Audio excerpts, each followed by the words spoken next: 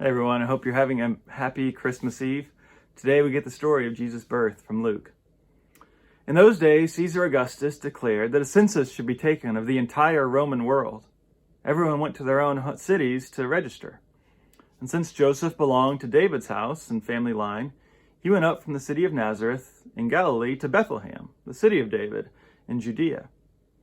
He went to register with Mary, who was promised to him in marriage and who was pregnant. While they were there, the time came for Mary to have her baby. She gave birth to her firstborn child, a son, wrapped him snugly, and laid him in a manger, because there was no place for them in the guest room. So, who of you has either given birth or witnessed a birth?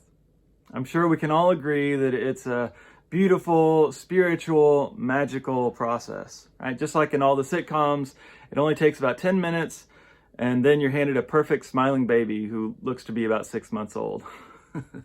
Now, most of us probably know that pregnancy and childbirth are hard and messy and painful and even sometimes dangerous.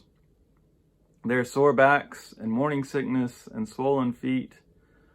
There are cries of pain and blood and other bodily fluids. And the baby comes out screaming, covered in who knows what, and has kind of a weird shaped head.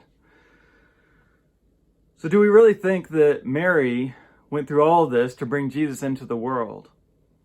Right? Most art, most depictions of this whole process, they show a 9-month pregnant Mary smiling as she rides a donkey for miles. She's serene as she's told that she's going to have to give birth surrounded by a bunch of farm animals. And then she looks perfectly pleased as she gazes at her newborn who's laying in a feeding trough, because they always skip the actual birth scene.